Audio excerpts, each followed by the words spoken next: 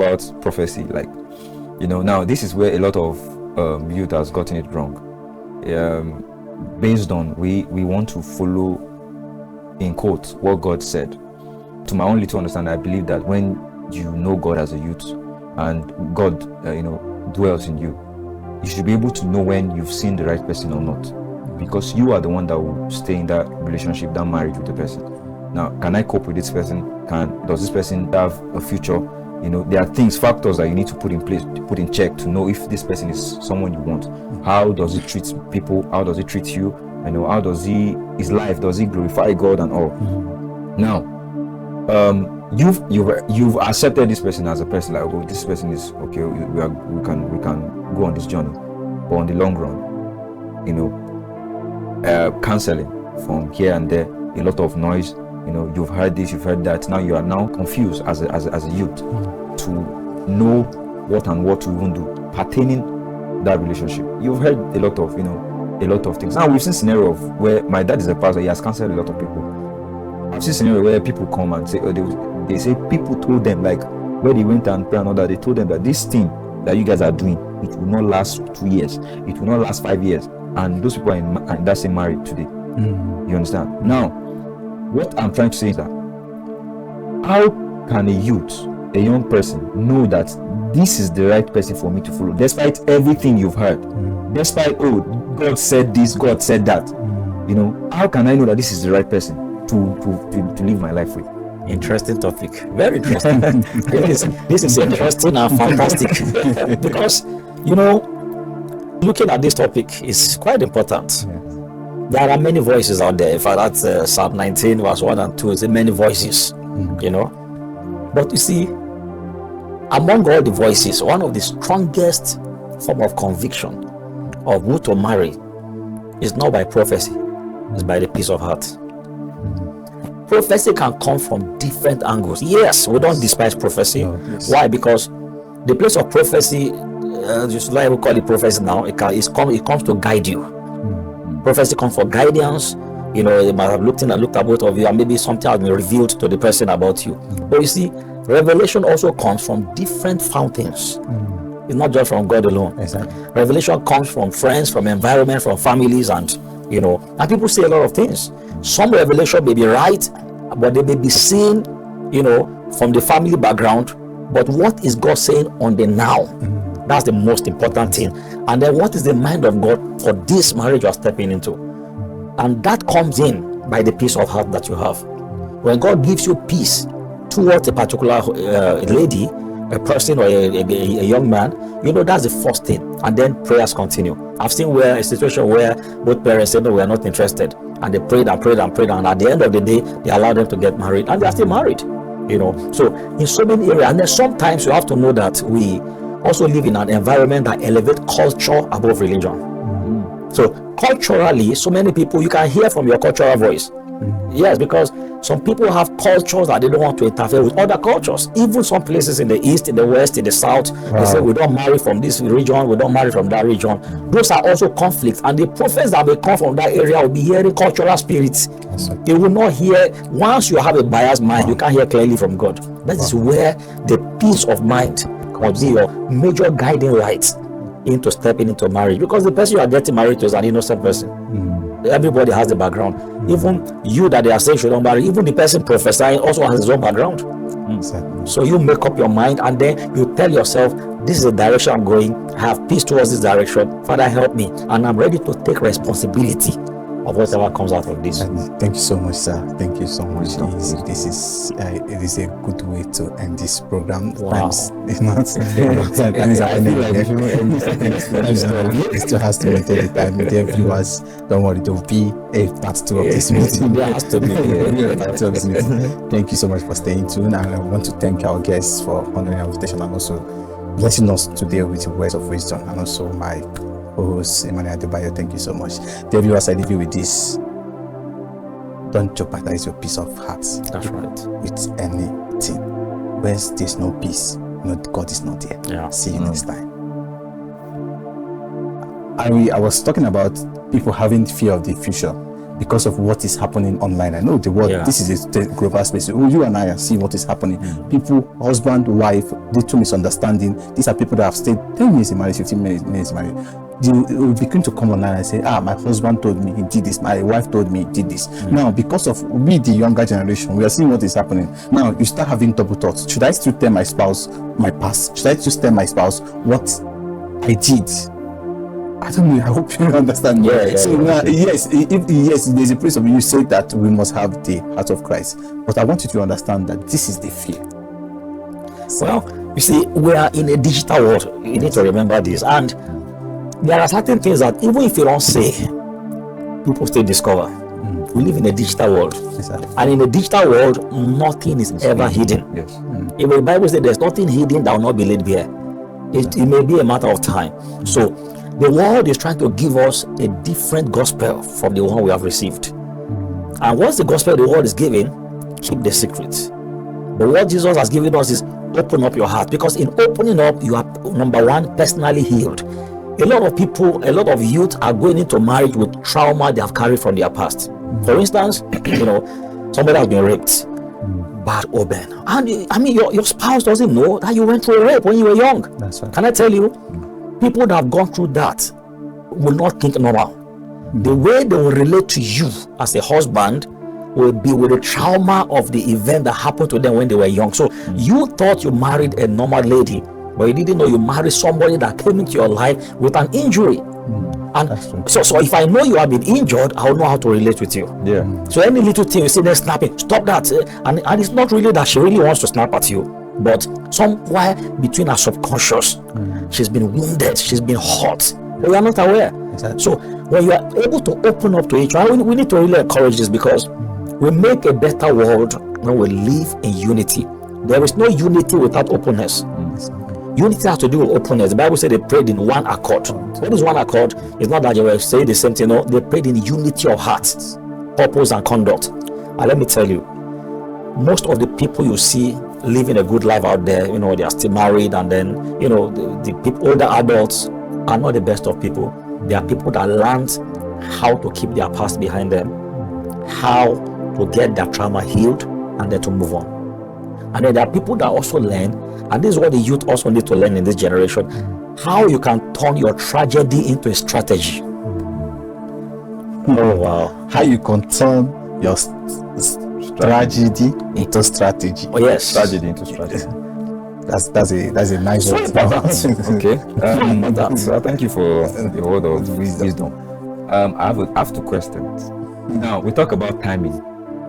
The book of Ecclesiastes says that, I think 3:1 says that time and season for everything. Yes. Now, talking about timing in relationship for youth, like as a youth, what light can you throw into this? That's the time of getting into relationship, getting married. Into relationship, time of getting into marriage. Beautiful. Time of staying in marriage. Yeah.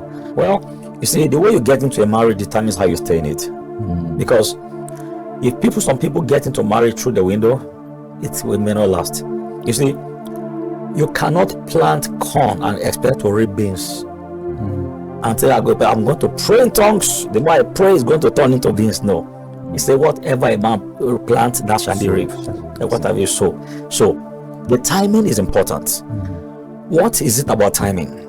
Time and chance happen to them all. There's no specific timing. Because, okay, this is the exact time that people should get married. But what makes you ripe for marriage in timing, number one, is a clear focus of your purpose and assignment. Because somebody can be 35 years old and he doesn't have clarity of purpose and assignment, he's not ready for marriage. Because a woman cannot step into your life, or a man step into a woman's life when they are not defined. Now, what causes a lot of issues is that two people are coming together, they don't have definition. It's when they meet each other, they are now trying to define each other within the marriage. And then you see A is going here and the other one is going on the other side. But when you are coming together, I'm stepping into your life. What's your goal? What's your vision? Okay, this is what you want to achieve. My passion is in that direction too. So we come together, we stimulate, and we're able to run together. So no matter the conflict that comes, there is a fighting rule for Christian couples. That's for another day.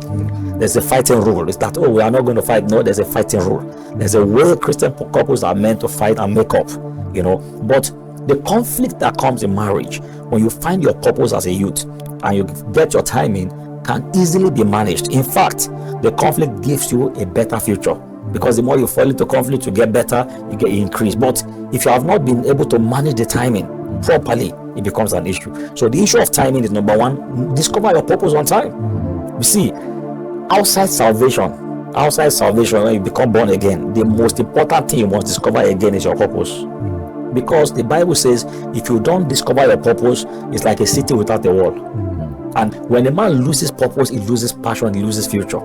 The third most important thing in the life of a youth is who you marry. You know, your salvation, your purpose, and then the person you marry can help you to hit it fast or divert it to a different direction in life. This is very important. So the timing of marriage is important, and it's as important as the season of marriage. Once you locate that timing, and then you've been able to at least create some level of responsibility as a man, you know, because a man takes care of his home, and of course you are meant to work together, but of course you have to stay in the place of responsibility. Your timing must also go in line with your passion, must go in line with your responsibility, what you are responding to in life. I'm not saying you must have all the world, but at least you must have a goal. There must be something you are pursuing, and then when the woman comes along, you're able to pursue together, and then you are moving on. So you can be 18, you can be 20, you can be 25. Some people in the United States, from 18 you're already an adult. That's right. In Africa, 20, 25, because of the economic issues. You hear somebody that's 35, so I'm still very, but he's not married. You know, so the timing differs from continent to continent. That's and it differs on how responsible somebody is. I've seen somebody that is 22, so I'm ready to marry. Why? He's built up, he's matured, and he already has a focus for his life, and he's gone through a lot of marital reflections and all that, and he's ready to settle down. So the timing is important. Usually when people miss the timing, it becomes an issue. Oh yes, because you see, there's time for everything under heaven. Exactly. We must be sensitive to the timing. When the timing begins to come close, you must intensify your prayers to be able to settle well, and then putting all the parameters I've spoken about: purpose, passion, principles, and vision. In which area do I align with this person? So which one comes first, the spiritual or the physical?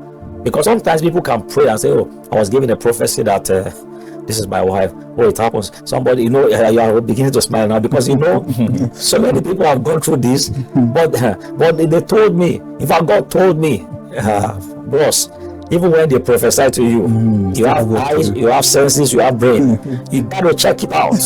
You got to check it out. I might cut out for this, but is this what you are saying? Because sometimes even when God speaks to you, you have enough wisdom to know that, look, the way this is going, did I hear well? Because voices come from different areas. The voice can come from your own desire. Man, this babe fine. Oh my God. Wow. Have you seen that lady? And already the person is already looking out of the flesh. The spirit has nothing to do with it. Like Bishop T.D. said, he said, when you buy a car, sometimes the car is filled with a baggage of rubbish. So you like the car, you have to like the rubbish and empty the rubbish gradually. So you married. So some people marry the container, and then they don't know what is in the content of the container. They say, boss, I say thank you, and then they tell you, sorry, your school just started. And after a few weeks, the person tells you, how the hell you think you are talking to? I didn't know you are like that. As how? You don't know I'm like what? My friend, stop, get out, man. And then you are finding out from the foundation, you discover things are happening. So when you like the container, you must also check out the content. And there is no software that will tell you who a woman will be. You know a girl, but not a woman. So there's no software, no computer software. You and I are seeing what is happening. People, husband, wife, little misunderstanding. These are people that have stayed 10 years in marriage, 15 minutes married. They will begin to come online and say, my husband told me he did this, my wife told me he did this. Now, because of we, the younger generation, we are seeing what is happening. Now, you start having double thoughts. Should I still tell my spouse my past? Should I still tell my spouse what I did? I don't know. I hope you understand. Now, yes, there's a place of you say that we must have the heart of Christ, but I want you to understand that this is the fear. Well, you see, we are in a digital world. You need to remember this, and there are certain things that even if you don't say, people still discover. We live in a digital world. Yes, sir. And in a digital world, nothing is ever hidden. Yes. If the Bible says there's nothing hidden that will not be laid bare, it may be a matter of time. So the world is trying to give us a different gospel from the one we have received. And once the gospel the world is giving, keep the secret. But what Jesus has given us is open up your heart, because in opening up, you are, number one, personally healed. A lot of people, a lot of youth are going into marriage with trauma they have carried from their past. For instance, somebody has been raped, bad omen, and I mean your spouse doesn't know that you went through a rape when you were young. That's right. Can I tell you, people that have gone through that will not think normal. The way they will relate to you as a husband will be with the trauma of the event that happened to them when they were young. So you thought you married a normal lady, but you didn't know you married somebody that came into your life with an injury. And so if I know you have been injured, I'll know how to relate with you. Yeah. So any little thing you see them snapping, stop that. And it's not really that she really wants to snap at you, but somewhere between her subconscious, she's been wounded, she's been hurt. But we are not aware. Exactly. So when you are able to open up to each other, we need to really encourage this, because we make a better world when we live in unity. There is no unity without openness. Unity has to do with openness. The Bible said they prayed in one accord. What is one accord? It's not that they were saying the same thing. No, they prayed in unity of heart, purpose, and conduct. And let me tell you, most of the people you see living a good life out there, they are still married, and then the people, older adults, are not the best of people. They are people that learned how to keep their past behind them, how to get their trauma healed, and then to move on. And then there are people that also learn, and this is what the youth also need to learn in this generation, how you can turn your tragedy into a strategy.